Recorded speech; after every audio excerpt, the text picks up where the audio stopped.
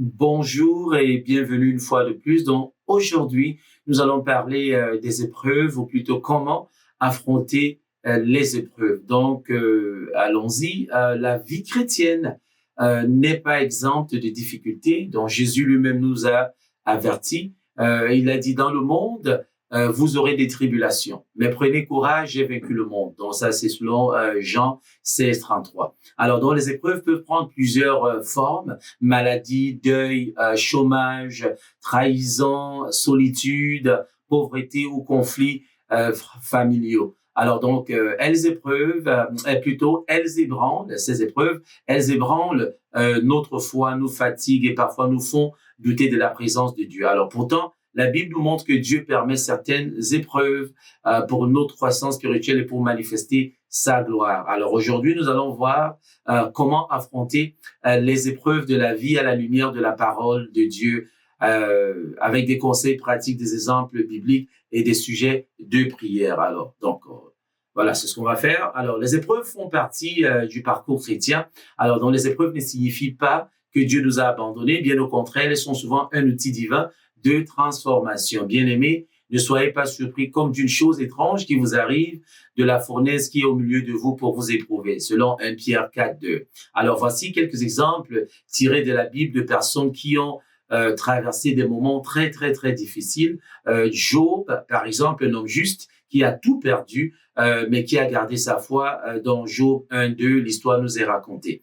Il a perdu ses biens, ses enfants, ses filles, ses fils, et ainsi de suite, ses troupeaux, et il a tout perdu, mais il a pu garder sa foi. Alors Joseph, qui a été trahi par ses frères, vendu comme esclave, emprisonné injustement, mais élevé par Dieu dans Genèse 37:50. Et on a Paul qui a été battu, emprisonné, persécuté, mais il a continué de prêcher l'évangile selon 2 Corinthiens 11:23-28. Alors donc voici quelques petites suggestions que je te propose, des choses que tu ne devrais pas faire quand tu traverses des moments difficiles. Donc ce qu'il ne faut pas faire en période d'épreuve. Okay? Donc, lorsque nous traversons des moments difficiles, il est difficile de tomber, il est plutôt facile, pas difficile, il est plutôt facile de tomber dans certains pièges émotionnels ou spirituels. Donc, la Bible nous met en garde contre ces réactions qui peuvent aggraver notre souffrance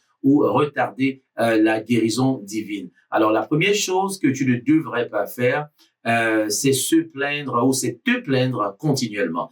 Okay? Alors, la Bible nous dit, faites toutes choses sans murmure, des discussions. Philippiens 2:14. Se plaindre constamment peut nous enfermer dans un cercle de négativité et nous éloigner de la gratitude, de la foi. Alors, les murmures ont empêché les Israélites, comme nous le savons, d'entrer rapidement dans la terre promise selon Nombre 14. Alors, autre chose qu'il ne faut pas faire, c'est qu'il ne faut pas accuser Dieu injustement. Mon frère, empêche-toi d'accuser Dieu injustement. En tout cela, Job ne pécha point par ses lèvres, il n'attribua rien d'injuste à Dieu, selon Job 1:2. Alors, donc, beaucoup tombent dans la tentation de dire, pourquoi Dieu m'a-t-il abandonné? Ça nous arrive à tous. Ou alors, se demander si Dieu nous aime encore.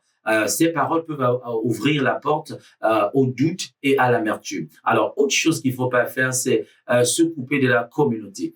Okay? Alors, donc, l'épreuve pousse parfois à l'isolement. On évite les autres, on s'éloigne de l'Église, on la quitte complètement et puis on cesse d'assister aux réunions. Alors, donc, il n'est pas bon que l'homme soit seul, selon Genèse 2:18. Deux valent mieux qu'un, selon Ecclésiaste 4:9-10. Donc, il faut rester soudé et ainsi de suite. Alors, il ne faut pas chercher des solutions. Autre chose qu'il ne faut pas faire, c'est ne pas chercher des solutions non bibliques telles que l'occultisme, la vengeance, et ainsi de suite. Donc, certaines personnes, dans le désespoir, se tournent vers des pratiques contraires à Dieu. Des marabouts, voyants, vengeance, manipulation, ainsi de suite. Non, mais malheur à ceux qui descendent en Égypte sans consulter l'Éternel. Ésaïe 30:1-2 nous le dit. Alors, donc, autre chose qu'il ne faut pas faire, il faut pas laisser l'amertume ou l'envie s'installer. Alors, la tendance parfois est d'envier ceux qui se portent bien. Okay? Donc, veillez à ce que personne ne se prive de la grâce de Dieu, qu'aucune racine d'amertume poussant des rejetons ne produise du trouble.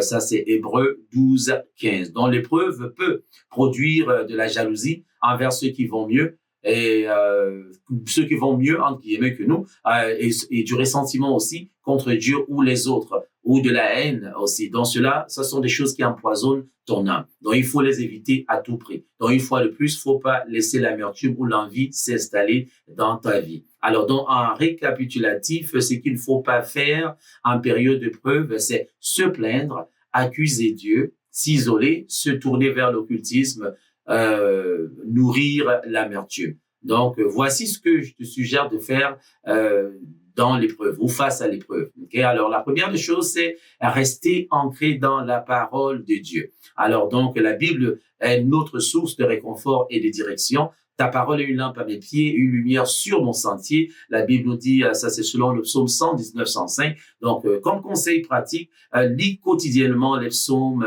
qui expriment toutes les émotions humaines devant Dieu. Alors, comme exemple, je te propose le psaume 3, qui est le psaume de David, quand il fuyait devant son fils Absalom. Voici quelques versets. Ô Éternel, mes ennemis sont si nombreux, oui, si nombreux mes adversaires qui se sont dressés plutôt contre moi, et si nombreux ceux qui prétendent qu'il n'y a plus aucun secours pour moi auprès de Dieu. Pourtant, ô Éternel, tu es pour moi un bouclier qui me protège. Ô toi, ma gloire, tu me feras marcher encore la tête haute.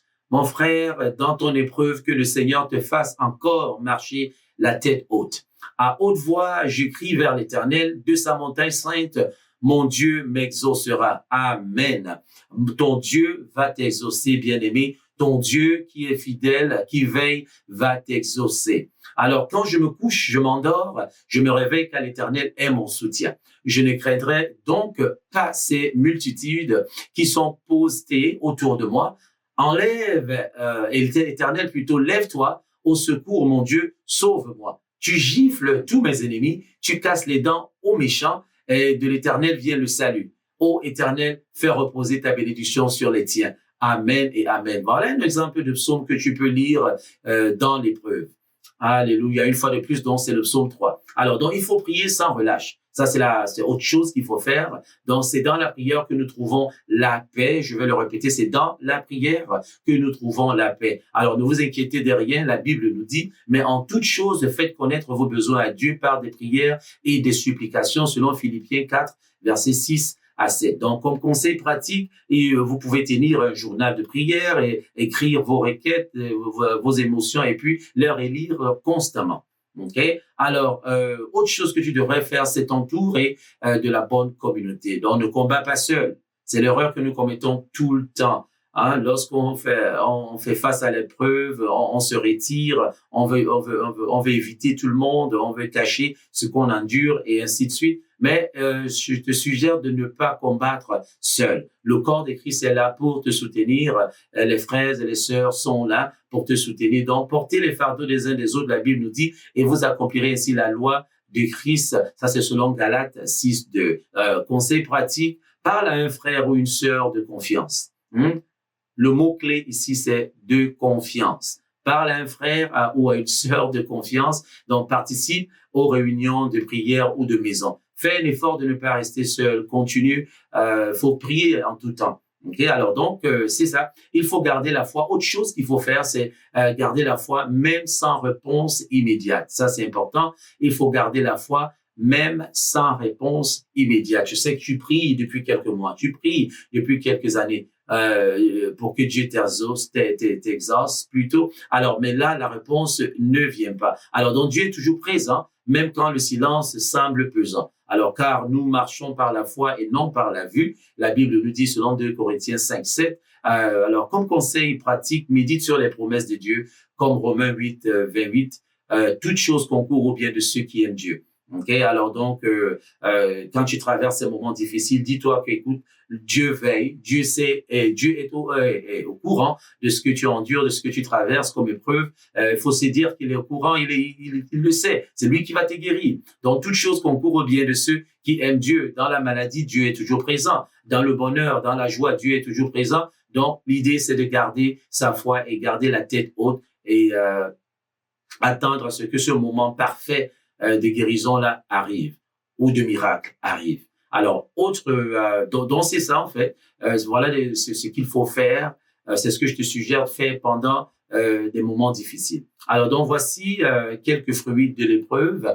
Lorsque tu passes par l'épreuve avec foi, plusieurs choses se produisent. Ta foi est purifiée comme l'or. Selon 1 Pierre 1, 6 à 7, tu développes aussi la persévérance et le caractère. Selon Jacques 1, 2 à 4, tu deviens une source de réconfort pour d'autres personnes. Donc, lorsque Dieu va te guérir, ta maladie va se transformer en témoignage. Que ce soit ainsi au nom de Jésus. Amen. Alors donc, quelques sujets de prière pour toi, si tu veux bien. Prie pour la foi pendant les temps difficiles.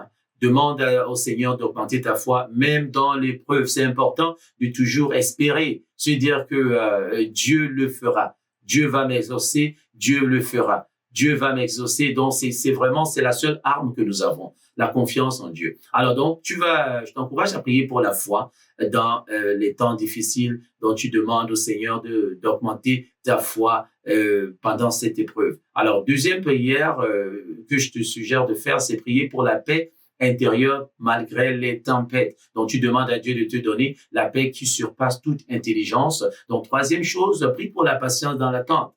Demande à Dieu de t'enseigner à attendre ton temps parfait. Ça, c'est vraiment important. Attendre ton temps parfait. Demande à Dieu de te donner cette patience-là. C'est vrai que la situation perdure. C'est vrai que ça prend du temps.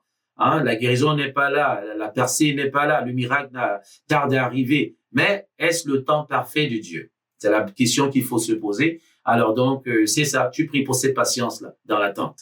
Autre chose qu'il faut faire, une autre prière que tu pourrais faire, c'est prier pour la force de tenir bon. Demande à Dieu de renouveler tes forces comme l'aigle. Et la dernière prière que tu pourrais faire, c'est prier pour que cette épreuve porte du fruit. Donc, demande à Dieu de faire à ce que cette souffrance t'approche davantage de lui et que tu sois transformé. Ok, Dieu, je sais que tu traverses ce moment difficile, que cette situation-ci m'approche davantage de toi, car je sais que tu vas ce mot est compliqué, car je sais que tu vas m'exaucer. Voilà.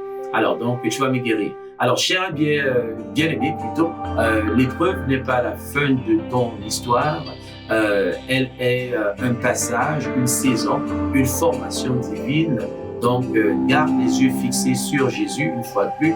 Garde les yeux fixés sur Jésus qui a lui-même souffert pour nous et qui marche avec nous à chaque étape. Alors donc, mais ceux qui se confient en l'Éternel nous renouvellent leur force. Ils prennent le vol comme les aigles, ils courent et ne se lassent point, ils marchent et ne se fatiguent point. Ça, c'est selon Ésaïe 40, 31. Donc, voilà ce que j'avais à partager. Que le Seigneur te fortifie dans l'épreuve et continue et marche avec lui. Que le Seigneur t'exauce. Au nom de Jésus, j'ai prié. Amen.